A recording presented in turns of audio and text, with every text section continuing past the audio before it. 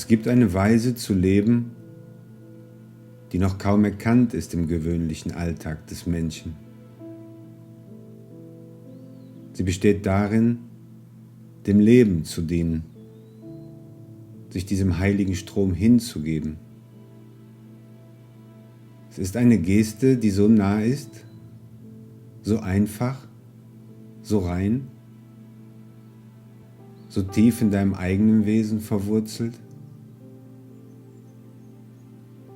Es ist das Erkennen deiner eigenen Existenz, das Staunen darüber, dass du ein menschliches Leben erfährst und die Hingabe dieses Lebens an das Leben selbst, das dich in dieser Form lebt. Diese Hingabe ist erhaben, ein Akt von unvergleichlicher Reinheit. Und verzeih mir, wenn ich es so sage, doch es ist die erhabenste Geste, der du jemals beiwohnen kannst. Sie erfordert kein theoretisches Wissen, keine Universität, keine Schule, keine formale Bildung. Sie verlangt nichts außer einem Bewusstsein darüber, dass du lebst, ein Leben erfährst in der vollen Bedeutung dieses Wortes. Nicht nur als ein Dasein, sondern auch als ein Experiment, in dem das Leben sich selbst durch dich erforscht.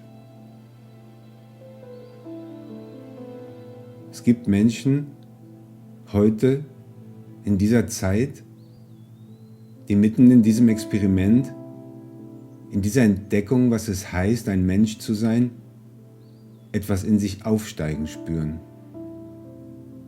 Den Wunsch, nicht zu sein, nicht hier zu sein, nicht dies zu leben. Doch dies geschieht nicht aufgrund dessen, was im Außen geschieht. Nein. Es entspringt einem Mangel an Verständnis für das Leben selbst. Nicht für ein persönliches Konzept davon, sondern für das, was Leben in seinem göttlichen Kern ist.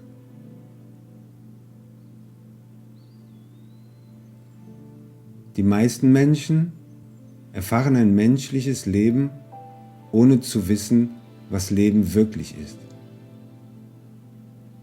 Sie kennen nicht die Essenz dessen, was sie sind. Sie haben keinen Zugang zu jenem Funke, der die Grundlage für ihr gegenwärtiges Bewusstsein bildet. Warum? Weil wir unser Bewusstsein nicht dem Erforschen seiner eigenen Wurzeln widmen.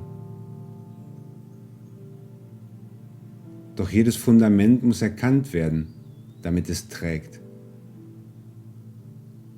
Die Erkenntnis der Grundlagen einer Sache ist fundamental für das Verstehen jener Sache.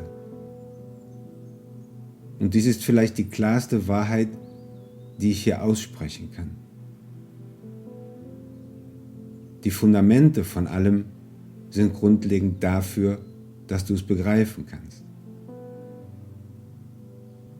Denn wenn du in irgendeinem Akt nicht seine Grundlagen erfährst, wirst du abhängig von seinen Ergebnissen. Und wenn diese Ergebnisse dich nicht erfüllen, wirst du glauben, dass dir etwas fehlt. So lebt der Mensch und so verirrt er sich. Er lebt sein Leben, ohne seine Grundlagen zu erkennen und fühlt sich leer. Und an wen glaubst du, wird er sich dann wenden, um erfüllt zu werden? Natürlich an dich, denn du bist Teil seiner Welt in diesem Moment. Sein Leben trägt auch deine Form. Doch weil er sich des wahren Grundes seiner Lehre nicht bewusst ist, sieht er nur ihr Symptom. Und so wird er denken, es liegt daran, dass du mir nicht genug Liebe schenkst. Was du mir gibst, ist zu wenig. Und so beginnt das absurde Spiel. Nun stell dir vor, was geschieht, wenn dieses Spiel in einer Beziehung stattfindet. Wenn zwei Menschen sich begegnen, ohne sich selbst zu erkennen und glauben, der andere müsse sie glücklich machen. Sie halten sich gegenseitig für jene Quelle, die sie nicht in sich selbst finden können. Doch fast niemand sieht, dass Glück allein in der bloßen Tatsache liegt, zu sein.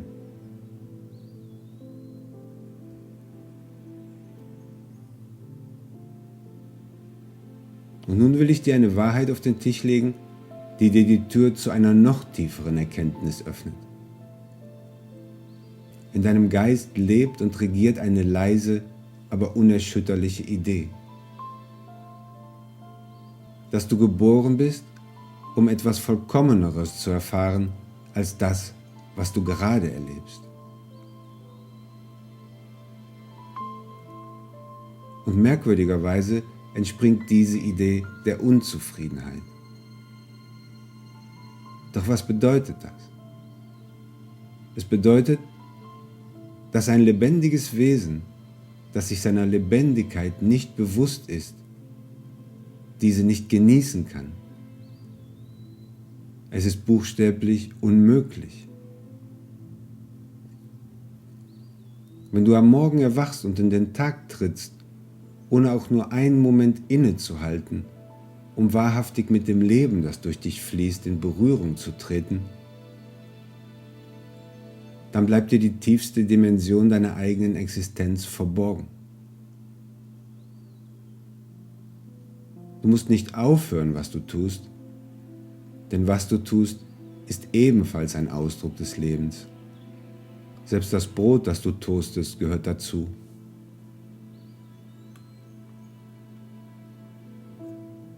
Doch wenn du die Essenz der menschlichen Erfahrung erkennst, wirst du sehen, wie viele Gedanken dein Geist beherbergt, die versuchen, dich zu definieren, ohne dich je wirklich zu erfassen. Aber kannst du diese Erfahrung wirklich in ihrer Fülle erkennen? Nur wenn du nicht denkst, dass sie unzureichend ist. Denn sobald du glaubst, dass das, was du jetzt erlebst, nicht genug für dich ist, beginnt dein Geist etwas zu suchen, das nicht hier ist, nicht jetzt geschieht.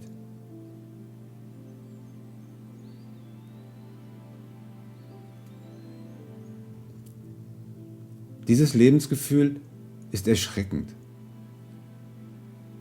denn genau aus ihm entspringt all das, was du in den Nachrichten siehst und all das, was du nicht siehst.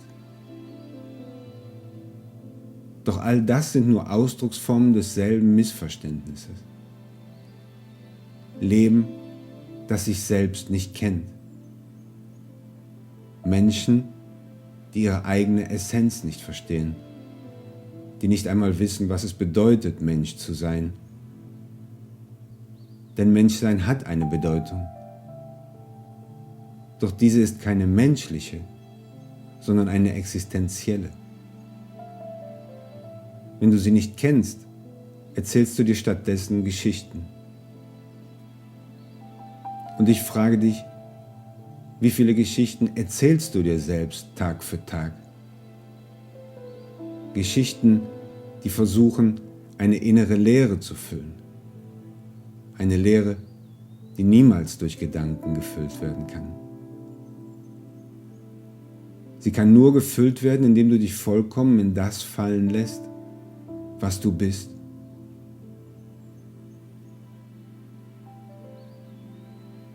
Viele Menschen, selbst auf dem spirituellen Weg, verwechseln Spiritualität mit einer Flucht aus ihrem Menschsein. Sie betrachten das Menschliche als banal und unvollständig, das Spirituelle jedoch als vollkommen. Doch es ergibt keinen Sinn.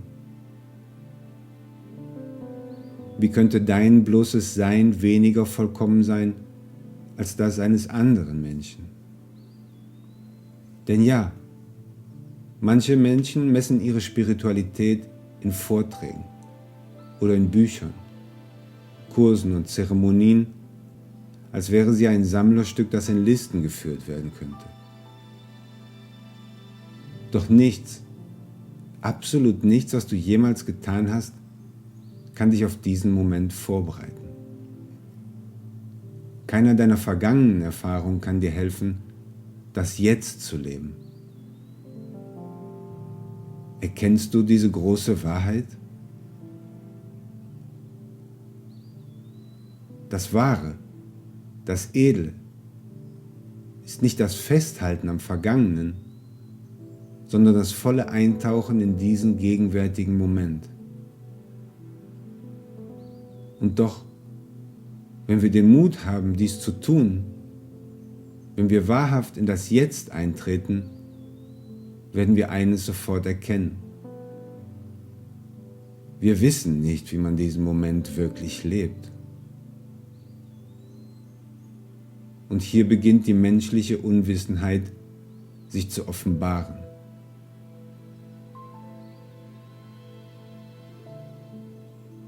Und genau hier beginnt auch die Verführung, das Jetzt mit einer spirituellen Fassade zu bemänteln.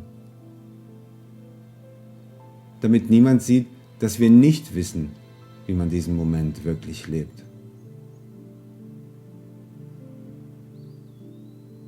Doch wahre Weisheit ist nicht die, die auf Wissen ruht. Wahre Weisheit ist die, die nicht im Voraus urteilt. Sie ist nicht weise aufgrund dessen, was sie weiß, sondern aufgrund ihrer Unschuld, ihrer Demut, mit der sie das betrachtet, was wirklich geschieht.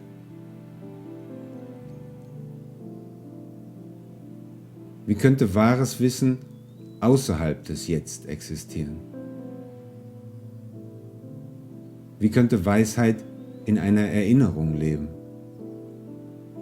Das wäre keine Weisheit, nur Erinnerung. Wie könnte ein Mensch beweisen, dass er weiß, nur weil er einst wusste? Er kann es nicht.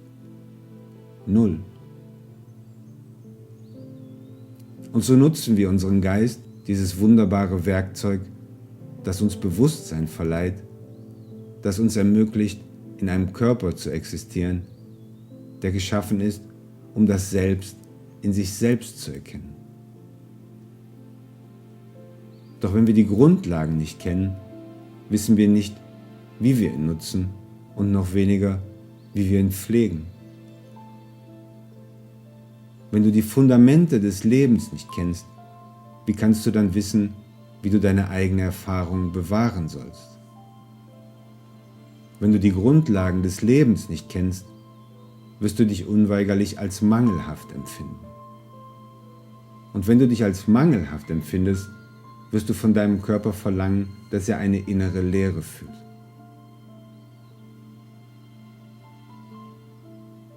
Doch wie versuchst du, dieses Vakuum durch deinen Körper zu füllen? Dieses verzweifelte Bestreben, unser existenzielles Loch durch die physische Hülle zu stopfen, ist nichts anderes als Selbstverzehr, eine unbewusste Selbstzerstörung. Wir fordern unseren Körper, dass er uns Leben schenkt, dass er uns belebt, dass er uns Spritz gibt. Kennst du dieses subtile Verlangen? Doch dein Körper ist nicht die Ursache deiner menschlichen Erfahrung. Dein Körper ist ihr Effekt. Und als Effekt kann er nichts verursachen. Weder Lust noch Schmerz, weder Erfüllung noch Mangel. Der Körper selbst ist ein Echo des Lebens.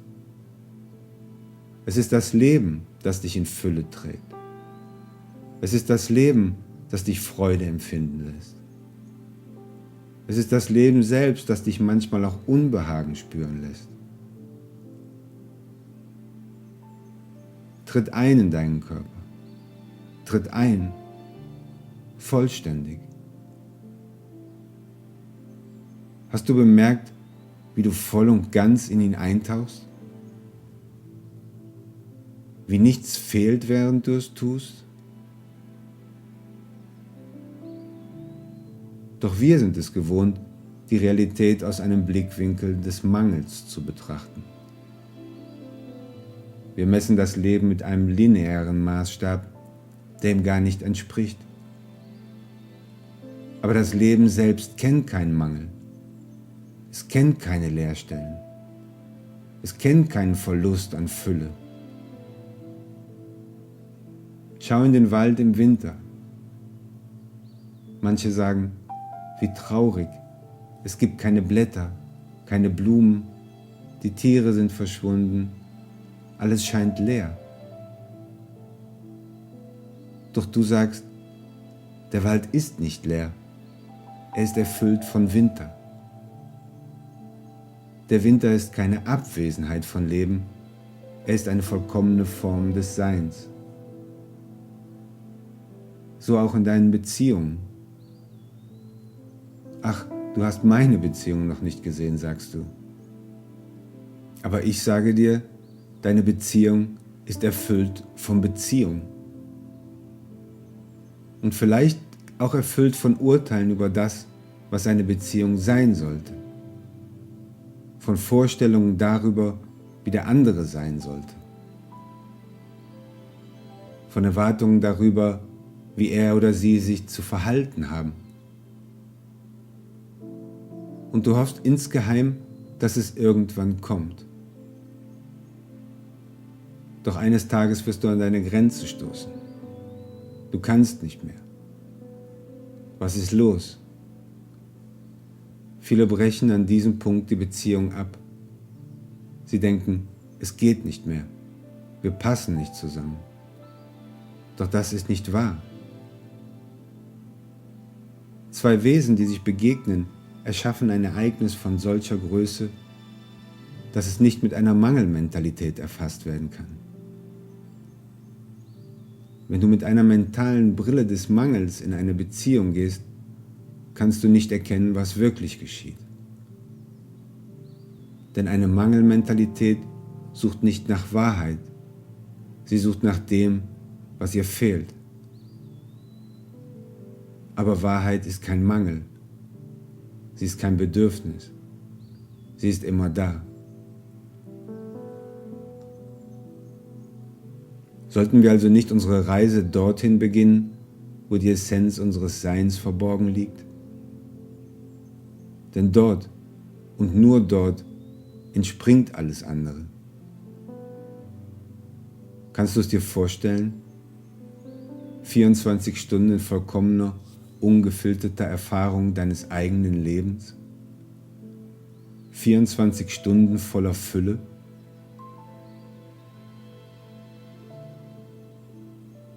Spüre es. Stell es dir vor.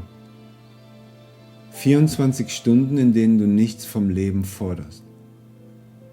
In denen du nicht erwartest, dass der Tag so verläuft, wie du es dir wünschst. Denn du brauchst es nicht. Du ruhst in deinen Fundamenten. Und die Fundamente sind die Ursache. Sie sind die Quelle. Sie sind der Grund deines Seins.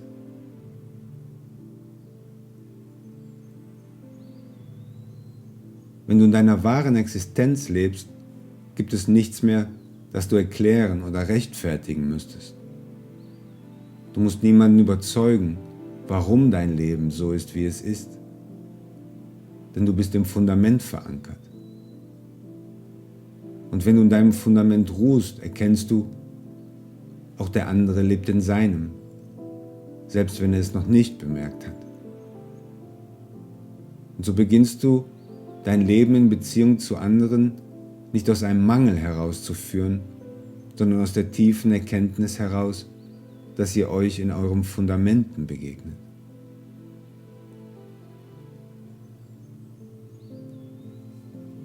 Wenn ich mich mit den Fundamenten derer verbinde, die Teil meines Lebens sind, dann weiß ich, sie brauchen mich nicht. Kannst du dir vorstellen, mit jemandem zu leben, von dem du weißt, dass er dich nicht braucht? Nicht, weil er dich nicht liebt, sondern weil er aus seiner eigenen Fülle lebt? Dann muss ich nicht mehr gefallen, muss mich nicht verstellen, muss nicht anders sein, als ich bin. Ich kann einfach sein.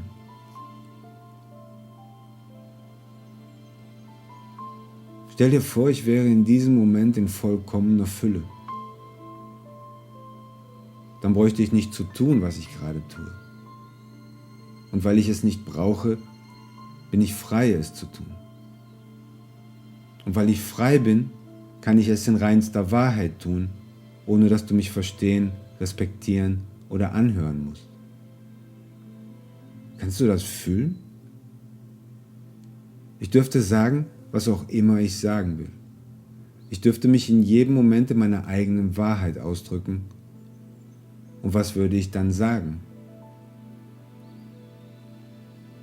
Ich würde aussprechen, was meine Fundamente ausdrücken. Jene Sprache, jenen Klang, jenes Wort, das die tiefste Essenz meiner menschlichen Erfahrung in sich trägt. Und was drücken meine Fundamente aus? Eine ewige Einladung, eine Einladung an dich, dass du deine eigenen Fundamente erkennst. Denn das ist, was Bewusstsein tut. Ein Mensch, der wahrhaft bewusst ist, ist nichts anderes als eine unaufhörliche Einladung zur Essenz des Lebens. Eine Einladung an jedes Lebewesen, sich seiner eigenen Quelle bewusst zu werden. Nicht aus persönlichem Willen, sondern aus einer höheren Notwendigkeit heraus. Wir sind hier, weil wir die Verkörperung der Liebe zum Leben sind. Einige von euch mögen das noch nicht erkannt haben. Vielleicht glaubst du, du bist hier, um mir zuzuhören. Das ist in Ordnung. Höre weiter. Denn alles, was ich dir sagen werde, ist, erkenne deine Fundamente. Erkenne deine Ursache. Wenn du deine Ursache kennst, wirst du Ursache von allem. Du wirst sehen, dass das gesamte Universum nicht außerhalb von dir ist, sondern durch dich geschieht. Und wenn du das erkennst, dann wirst du nie wieder die Sonne mit denselben Augen betrachten. Nie wieder wirst du eine Ameise so ansehen, wie du sie bisher gesehen hast. Denn du wirst wissen, all das sind nur verschiedene Ausdrucksformen der gleichen Ursache, der gleichen Quelle, aus der auch wir entspringen. Jede Begegnung, jeder Laut, jede Stille, jeder Himmel, jedes Insekt, jede Brise, die Farben, die Geräusche, das Licht, der Schatten, nichts geschieht außerhalb davon. Wenn du in deiner Ursache ruhst, verstehst du plötzlich etwas, das mit dem bloßen Verstand nicht zu begreifen ist. Denn wenn du die Ursache nicht kennst, wird das Leben, das du führst, über dich hinwegrollen. Dann wird es so erscheinen, als wäre das Leben selbst die Ursache deines Unglücks. Wie kann das sein? Wie kann das Leben, das du lebst, dich davon abhalten, es zu leben? Spürst du die Absurdität? Stell es dir ganz konkret vor. Du sitzt auf einem Stuhl und der Stuhl hindert dich daran, auf ihm zu sitzen. Unmöglich. Und doch haben wir Menschen eine Art zu denken erschaffen, die das Leben selbst verleugnet. Wir sitzen auf einem Stuhl, aber glauben nicht wirklich zu sitzen. Wir leben das Leben und glauben nicht wirklich zu leben. Aber das ist eine Illusion.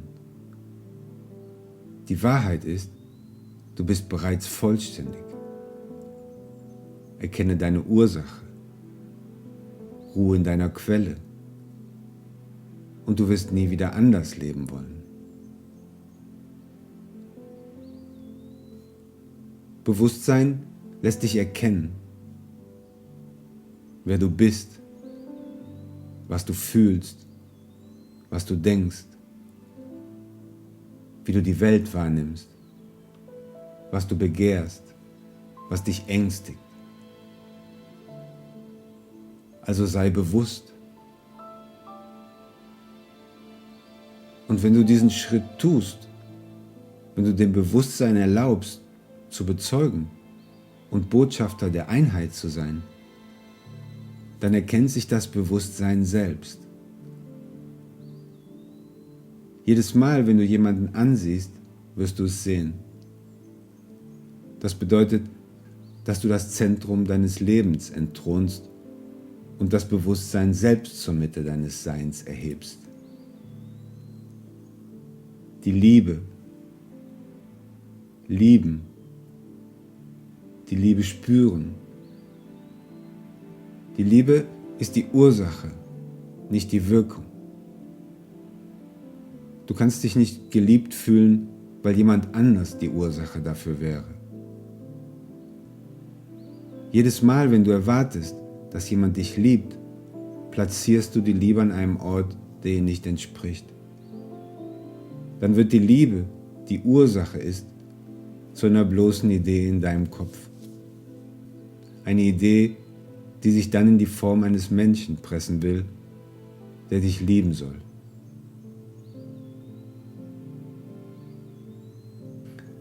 Denn wenn du noch einmal hinsehen würdest, wenn du wirklich tief in die grundlegende Erfahrung des Seins eintauchen würdest, dann würdest du erkennen, dass du aus etwas hervorgehst, das gegeben ist. Du existierst, weil du gegeben bist. Du bist, weil du geschenkt wurdest. Und das ist der erhabenste Akt der Liebe, der ein Mensch vollbringen kann. Zu existieren. Wenn du das erkennst, wie könntest du dich dann nicht als geliebt erfahren? Und wie könntest du dann nicht lieben? Selbst das, was dein Verstand nicht verstehen kann. Die Menschen leiden, weil sie nicht erkennen, was sie in Wahrheit erkennen könnten. Weil sie sich nicht trauen zu erkennen. Mangel an Liebe ist keine Realität. Es ist eine seltsame Selbstverordnung der Menschheit, eine freiwillige Abstinenz von der Liebe. Wir richten uns, wir verurteilen uns und wir schaffen Beziehungen, indem wir darauf warten, dass der andere uns liebt, ohne je in uns selbst die wahre Fähigkeit zu entdecken, die Liebe direkt zu erkennen.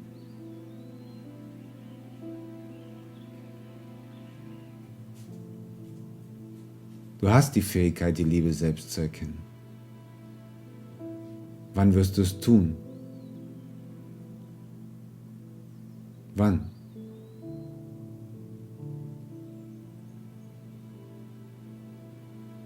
Namaste.